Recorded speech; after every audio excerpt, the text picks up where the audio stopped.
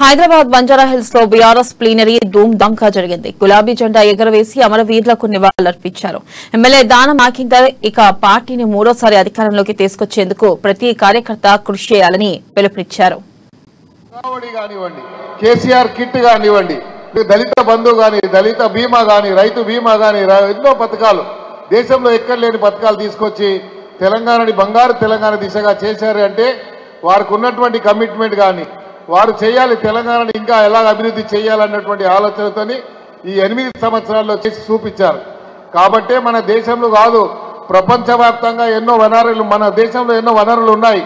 ఆ వనరులన్నీ కూడా దేశంలో ఉన్నటువంటి ఇతర రాష్ట్రాలకు అందాలన్నటువంటి ఒక సంకల్పంతోనే టీఆర్ఎస్ పార్టీ నుంచి బీఆర్ఎస్ పార్టీ పెట్టారు. కేసీఆర్ గారు ఎంబడి ఈరోజు రాష్ట్రంలో ఉన్నటువంటి తెలంగాణ ఉన్నటువంటి ప్రతి బడుగు బలైన ఎస్టీ ఎస్సీ మైనార్టీ కులాలకు అతీతంగా, అందుకే ముఖ్యమంత్రి గారు చెప్పారు, ఒక కులం లేదు, ఒక మతం లేదు అని చెప్పాడు. అన్ని కులాల వారు కేసీఆర్ గారు అంటున్న విషయాన్ని మోడీ గారు ఇంకా గ్రహించలేకపోతున్నారు. ఈ రాష్ట్రంలో జరుగుతున్న